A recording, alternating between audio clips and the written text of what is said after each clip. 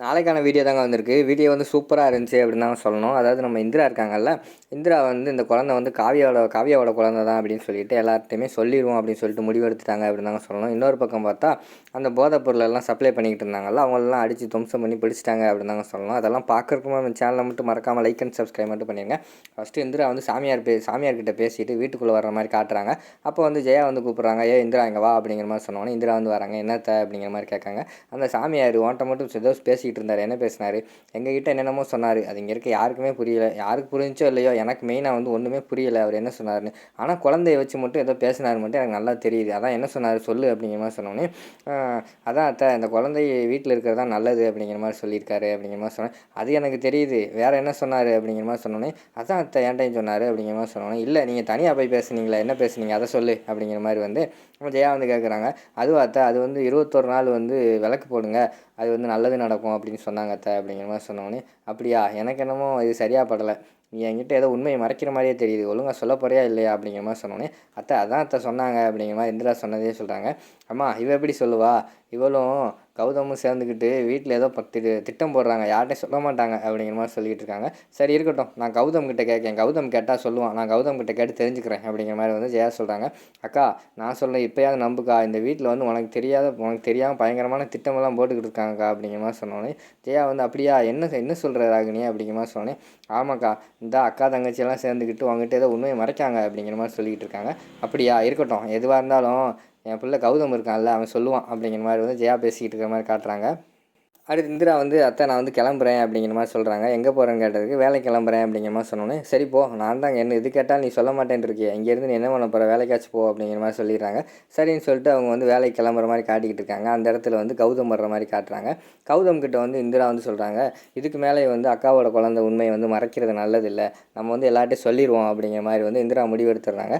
அதை கௌதம் வந்து தடுத்துடுறாங்க. அதெல்லாம் தேவையில்லை, அந்த சாமியார் என்ன சொன்னார், நீங்கள் யாரும் உண்மையை சொல்ல வேண்டாம், அதுவாக தெரியிறப்ப தெரியட்டும் அப்படின்னு சொன்னார்ல, அதுவாக எப்போ உண்மை தெரியணுமோ அது மட்டும் தெரியட்டும் அப்படிங்கிற மாதிரி சொல்கிறாங்க.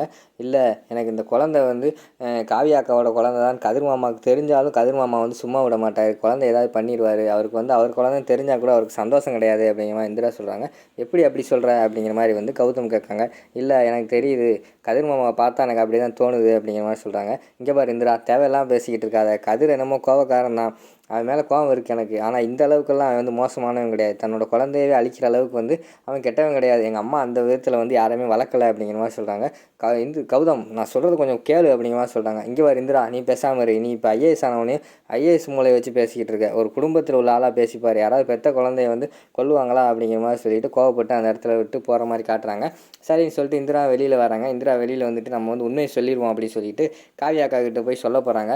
அக்கா இந்த குழந்தை வந்து அப்படிங்கிற மாதிரி சொல்ல வராங்க. சொல்லு இந்திரா, சாமியார் வந்துட்டு ஏதோ சொன்னார்ல அதை என்கிட்ட சொல்லு, இந்த குழந்தைன்னு கேட்குறாங்க. அந்த நேரத்தில் கௌதம் வந்து டக்குன்னு தடுத்துறாங்க. இந்திரா உனக்கு லேட் ஆயிடுச்சுல, நீ வேலை கிளம்பு அப்படிங்கிற மாதிரி சொல்லி தடுத்துடுறாங்க. இந்திரா ஏதோ சொல்ல வந்தே அதை சொல்லு அப்படிங்கிற மாதிரி காவியா கேட்குறாங்க. ஆனால் கௌதம் வந்து அதை சொல்ல விடாமல் தடுத்து இந்திரா வந்து கிளப்பி விட்றாங்க. சரின்னு சொல்லிட்டு இந்திரா வந்து அங்கே வேலைக்கு போகிற மாதிரி காட்டுறாங்க.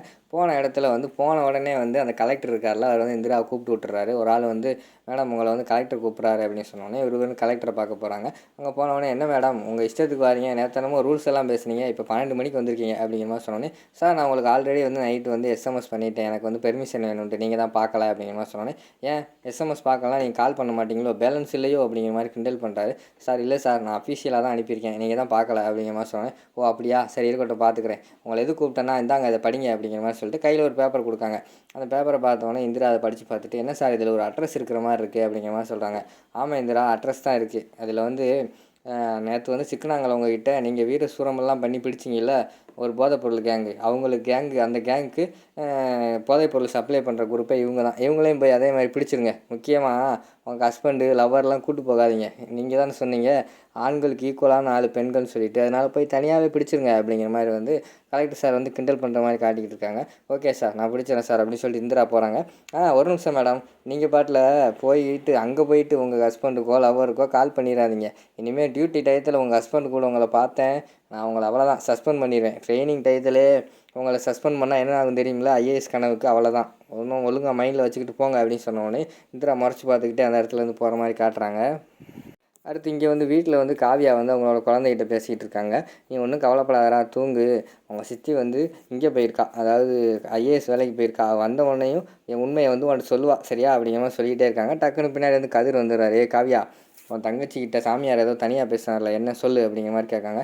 அது எப்படிங்க எனக்கு தெரியும் அப்படிங்கிற மாதிரி கேட்டவொடனே, உனக்கு தெரியும், உன் தங்கச்சி உன்கிட்ட சொல்லியிருப்பா, நீ தான் சொல்ல மாட்டேங்க, ஒழுங்காக சொல்லு அப்படிங்கிற மாதிரி கேட்டவொடனே, அதெல்லாம் எனக்கு தெரியாதுங்க, அவள் என்கிட்ட ஒன்றுமே சொல்லலை அப்படிங்கிற மாதிரி சொன்னோடனே, நீ சொல்ல மாட்டேன்னு தெரியும், இந்த கையில் யார் குழந்தையோ வச்சுக்கிட்டு வேறு இங்கே வச்சுக்கிட்டு எனக்கு டென்ஷன் ஆகிக்கிட்டு இருக்கேன் அப்படிங்கிற மாதிரி சொல்கிறாங்க. ஏங்க நான் சொல்கிறத நம்புங்க, இது வந்து நம்ம குழந்தைங்க அப்படிங்கிற மாதிரி காவியா சொல்கிறாங்க. காவியா, நீ பைத்தியம் மேலே பைத்தியம் ஆகிட்டேன், உனக்கு சொன்னால் புரியாது, அந்த குழந்தை இறந்துருச்சு, நான் தான் பார்த்தேன், கையெழுத்து போட்டேன், என் கண்ணால் பார்த்தேன் அப்படிங்கிற மாதிரி சொல்லிட்டு இருக்கிற மாதிரி காட்டுறாங்க. என்னமோ பண்ணு போ அப்படின்னு சொல்லிட்டு கதிர் வந்து போயிடுறாரு. அடுத்து வந்து ஜேபியோட ஆள் வந்து நம்ம ரோஷினிகிட்ட போய் சொல்கிறாங்க, நீங்கள் தான் போய் கதிர் வீட்டில் இருக்கிற குழந்தைய வந்து தூக்கணும் அப்படிங்கிற மாதிரி சொன்னோன்னே, நான் எதுக்குங்க தூக்கணும் தேவையில்லாமல் அப்படிங்கிற மாதிரி அவங்க வந்து கேட்குறாங்க.